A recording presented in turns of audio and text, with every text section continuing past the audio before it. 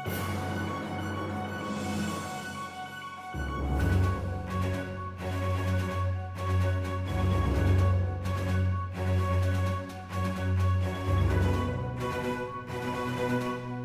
the best news headquarters in the world, this is Breaking News, a recap. All of today's news from yesteryear. Good evening and welcome to Breaking News, a recap. I'm your host, Jessica Pratt, and sitting next to me once again is Kieran Hillier. Thank you, Jess. 2 episodes in a row I've co-anchored now, and I can honestly say I'm getting quite used to this spot. Thanks to all the viewers at home who have written with such kind words and support.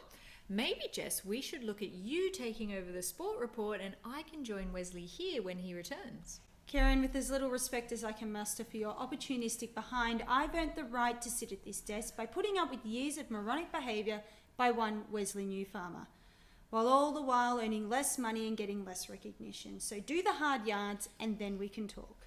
It sounds like you're a little worried, Jess. Kieran, in the words of the great poet Snoop Dogg, bitch please. On with the news then. We start today's bulletin with a live cross to Breaking News senior reporter Wesley Newfarmer, who is still in the US on assignment. Wesley, what can you tell us and where are you? I'm here in New York at Columbia University because it was close to my Airbnb.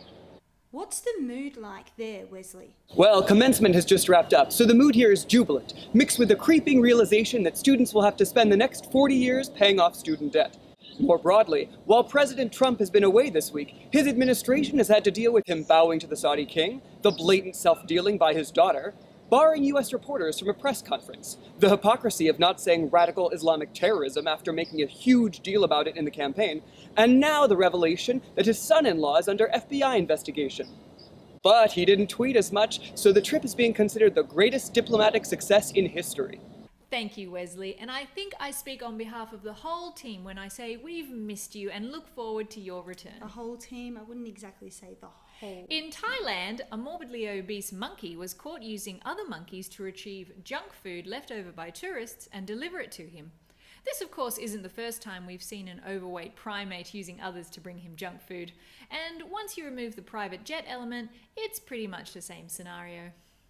Former New York Congressman Anthony Weiner has pleaded guilty to sending obscene, explicit texts to a 15-year-old girl last year.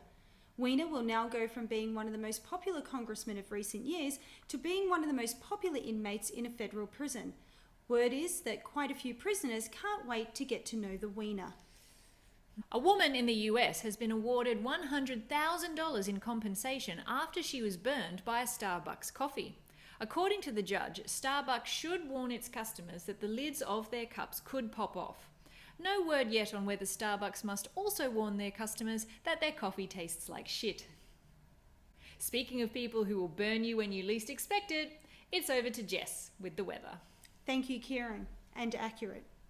While women in the Northern Hemisphere are stressing out about their beach bodies and tans for summer, those in the South are enjoying the fact that they can wear baggy clothes and not have to shave their legs. Meanwhile, in the Middle East, the confusion continues over dressing for extreme heat outdoors or factoring Arctic AC conditions inside.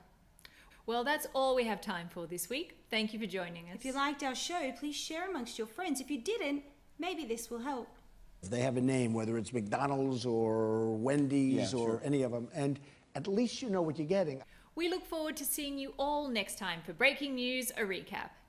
When Kieran should be back over in a little sports hovel. Oh,